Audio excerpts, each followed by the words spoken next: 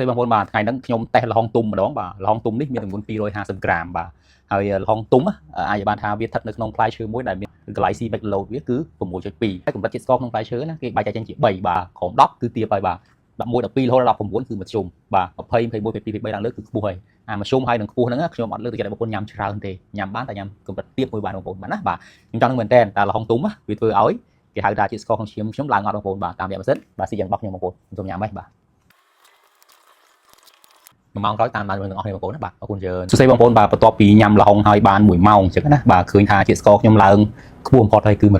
អញ្ចឹងណាបងប្អូនបាទអញ្ចឹងមុនដែលខ្ញុំញ៉ាំហ្នឹងស្ករខ្ញុំគឺ94បាទញ៉ាំហើយបាន1ម៉ោងស្ករខ្ញុំឡើងរហូតទៅដល់139 2ម៉ោងបាទវាធ្លាក់វិញបាទនៅសល់112បាទអញ្ចឹងបានថាវាឡើង48លេខបាទអញ្ចឹង48លេខគឺជាចំនួនមួយមិនច្រើនប្រហែលទេ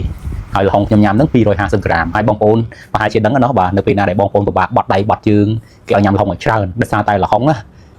វាមានអត្ថប្រយោជន៍មួយគឺវាពោពេញទៅដោយជាតិសរសៃ fiber ណាហ្នឹងហើយអញ្ចឹងនៅពេលណាដែលយើងទទួលទានវាច្រើនណាវាជួយឲ្យសុខភាពគេហៅថាកាពះពោះវៀនរបស់យើងហ្នឹងល្អបត់ជើងស្រួលអញ្ចឹងណាអញ្ចឹងផ្លែលហុងខ្ញុំណែនាំឲ្យបងប្អូនញ៉ាំជាប្រចាំបាទត្រឹម100ទៅ200ក្រាមខ្ញុំគិតថាជាចំនួនមួយល្អបំផុតដែរបងប្អូនអញ្ចឹងណាបន្ថែមពីហ្នឹងទៅទៀតណាបងប្អូនផ្លែលហុងក៏វាពោពេញទៅដោយគេហៅថាសារធាតុមួយគេហៅថា antioxidant ណាគឺជាសារធាតុប្រឆាំងអុកស៊ីតកម្មគឺសារធាតុប្រឆាំងជាមួយនឹងជាតិពុលជាតិគីមីដែលយើងបានមកពីបរិយាកាសខាងក្រៅដែលយើងបានមកពីអាហារមួយចំនួនដែលគេប្រើថ្នាំគេហៅថាដើម្បីឲ្យរីកលូតលាស់ល្អទាំងអស់ហ្នឹងណាបាទយើងជៀសមិនផុតទេយើងត្រូវតែមានវាឯងក៏ប៉ុន្តែនៅពេលណាដែលយើងដឹងពីវិធីទប់ទល់របស់វាបាទតាមរយៈធ្វើយ៉ាងណាក៏ដោយឲ្យរាងកាយយើងមាន antioxidant ច្រើនណាវាពិតជាជួយអញ្ចឹងបងប្អូនបាទហើយមួយទៀតហ្នឹងក៏វាមានគេហៅថាជាតិរ៉ែច្រើនដែរអូខេហើយលហុងខ្ញុំបាននិយាយពីមុននេះស្ថិតនៅក្នុងផ្លែឈើមួយដែលមាន glycemic load កម្រិតជាតិស្ករ